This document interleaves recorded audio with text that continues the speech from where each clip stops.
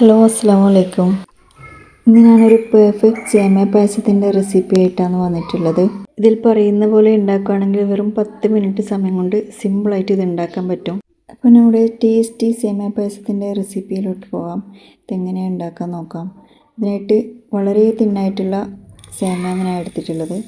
അത് കൈകൊണ്ട് നന്നായി പൊടിച്ചെടുക്കാം. ഇത് വളരെ തിന്നായിട്ടുള്ള സേമിയാണത്. അത് എല്ലാ സൂപ്പർ മാർക്കറ്റുകളിലും ഇത് വാങ്ങിക്കാൻ കിട്ടും. അൾട്രാ തിൻ വെർമിസെല്ലി അങ്ങനെ എന്താണെന്ന് അതിൻ്റെ പേര്, ശരിക്കും അങ്ങനെ പറയൽ. അപ്പോൾ അത് ഉണ്ടാക്കാൻ തുടങ്ങാം. അതിനായിട്ട് ഒരു പാൻ ചൂടാക്കിയിട്ടുണ്ട്. അതിലേക്ക് 2 ടേബിൾ സ്പൂൺ ഗീ ഒഴിച്ച് കൊടുക്കാം. ഗീ ചൂടായി വരുമ്പോൾ അതിലേക്ക് നമുക്ക് ഇഷ്ടമുള്ളത്ര കാഷ്നട്ട് ചേർത്ത് കൊടുക്കാം. അത് മീഡിയം ഫ്ലെയിമിലിട്ടിട്ട് നന്നായി ഫ്രൈ ചെയ്തെടുക്കാം. അതൊരു പ്ലേറ്റിലേക്ക് മാറ്റി കൊടുക്കാം. അതേ പാനിലേക്ക് നമ്മൾ പൊടിച്ച് വെച്ച സേമിയ ഇട്ട് കൊടുക്കുക. എന്നിട്ട് നന്നായിട്ട് ഫ്രൈ ചെയ്തെടുക്കുക. ഇത് ഓൾറെഡി ഫ്രൈ ചെയ്തതാണ്, എന്നാലും ജസ്റ്റ് ഒന്ന് ഗീയിലിട്ടിട്ടൊന്ന് ഫ്രൈ ചെയ്ത് കൊടുക്കണം. അതിലേക്ക് ഞാൻ 1 കപ്പ് വെള്ളമാണ് ഒഴിച്ച് കൊടുത്തത്. ആദ്യം 1 കപ്പ് വെള്ളം ഒഴിച്ച് കൊടുക്കുക, പിന്നെയും 1 കപ്പ് വെള്ളം ഒഴിച്ച് കൊടുക്കണം. ഇതൊന്ന് തിളച്ച് വരുമ്പോൾ ടോട്ടലി 2 കപ്പ് വെള്ളം ഒഴിച്ചിട്ട് വെള്ളം തിളച്ച് വരുന്ന സമയത്ത് ലോ ഫ്ലെയിമിലാക്കി കൊടുക്കുക. എന്നിട്ട് 2 മിനിറ്റ് അടച്ച് വെച്ച് വേവിച്ചതാണ്.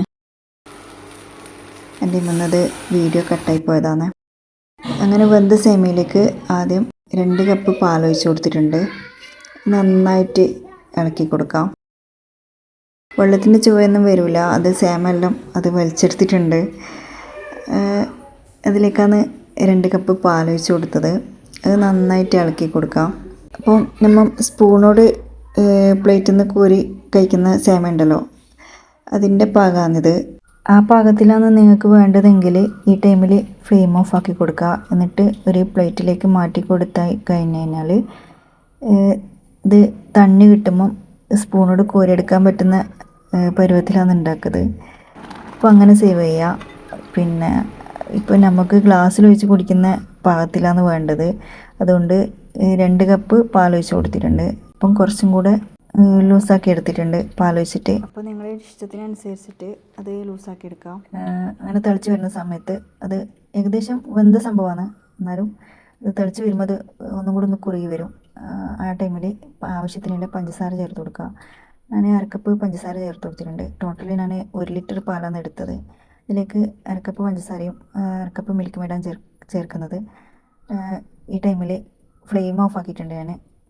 അതിന് ശേഷമാണ് ഒരു ഏലക്കായ പൊടിച്ചതും കുറച്ച് മിൽക്ക് മേഡും ചേർത്ത് കൊടുത്തിട്ടുണ്ട്. മിൽക്ക് മേഡ് ചേർത്തത് എൻ്റെ കയ്യിൽ നിന്ന് കട്ടായിപ്പോയി. ഒരു പിഞ്ച് ഉപ്പ് ഇട്ട് കൊടുക്കുക. എന്നിട്ട് നന്നായിട്ട് ഇളക്കി കൊടുക്കുക. മിൽക്ക് മേഡും ഏലക്കാപ്പൊടിയും ലാസ്റ്റ് ടൈമിൽ ചേർത്ത് കൊടുക്കുന്നത് കുറച്ചും കൂടി ഫ്ലേവർ കിട്ടുന്നതായിട്ട് എനിക്ക് തോന്നൽ. അപ്പോൾ കുറച്ച് തിക്കായിട്ടുള്ളൊരു പാകത്തിലാണ് ഈ പായസം റെഡിയാക്കി എടുത്തിട്ടുള്ളത്. നിങ്ങൾക്ക് ഇതിനേക്കാൾ ലൂസായിട്ട് വേണമെങ്കിൽ ആ തിളക്കുന്ന സമയത്ത് 2 കപ്പും കൂടെ പാലൊഴിച്ച് കൊടുത്താൽ മതി.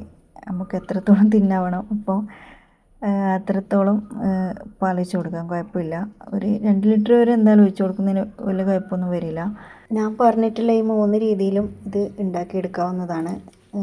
ആദ്യം ഞാൻ പറഞ്ഞില്ലേ, സ്പൂണോട് കഴിക്കാൻ പറ്റുന്ന രീതിയിലും, രണ്ടാമത് ഗ്ലാസ്സിൽ കുടിക്കാൻ പറ്റുന്ന രീതിയിലും, മൂന്നാമത് നല്ലോണം തിന്നായിട്ട് കുറച്ചുകൂടെ നേർപ്പിച്ച് കഴിക്കാൻ പറ്റുന്ന രീതിയിലും. അപ്പം 3 പരുവത്തിലും കുടിക്കാൻ ഭയങ്കര ടേസ്റ്റിയാണ്. ഈ അൾട്രാ തിൻ ആയിട്ടുള്ള ഈ സേമിയ ആയതുകൊണ്ട് പ്രത്യേക ടേസ്റ്റാണ്. കാഷ്നട്ട് ഞാൻ ലാസ്റ്റാണ് ചേർത്ത് കൊടുക്കൽ. കാരണം ആദ്യം ചേർത്ത് കൊടുത്താൽ എന്തായാലും അത് എടുത്ത് കളയും, സോഫ്റ്റായി വരും. പ്രത്യേകിച്ച് കുട്ടികളാണെങ്കിൽ എടുത്ത് കളയാൻ സാധ്യതയുണ്ട്. അതുകൊണ്ട് ലാസ്റ്റ് ചേർത്ത് കൊടുക്കുകയാണെങ്കിൽ അതിൻ്റെ ക്രിസ്പിനെസ് അങ്ങനെ നിലനിൽക്കും. അപ്പോൾ അതെടുത്ത് കഴിച്ചോളും. അപ്പോൾ എല്ലാവരും ഉണ്ടാക്കി നോക്കി ഫീഡ്ബാക്ക് അറിയിക്കുക. വീഡിയോ ഇഷ്ടമായിട്ടുണ്ടെങ്കിൽ ലൈക്ക് ചെയ്യുക, ഷെയർ ചെയ്യുക, സബ്സ്ക്രൈബ് ചെയ്യുക. ഫ്രണ്ട്സിനും ഫാമിലിക്കെല്ലാം ഷെയർ ചെയ്ത് കൊടുക്കുക. അപ്പം പുതിയ റെസിപ്പീസായിട്ട് വീണ്ടും വരുന്നതായിരിക്കും. അപ്പോൾ ഇൻഷാ അല്ലാഹ് ഓക്കെ ബൈ.